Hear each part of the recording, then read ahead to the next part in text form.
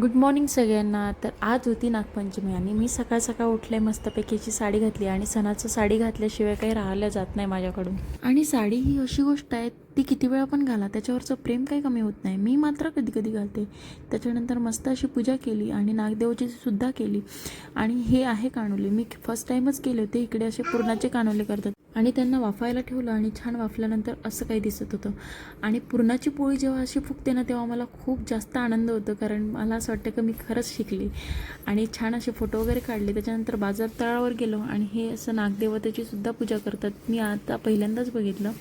आणि बाजाराचा दिवस असल्यामुळे मला लवकर पण यायचं होतं आणि पटकन जेवण वगैरे केलं, तिकडून आले आणि नंतर मग असा काहीसा डिस्प्ले लावलेला होता मी, कारण राखी पौर्णिमा पण आली आणि पंचमी पण होती, दोन्ही पण.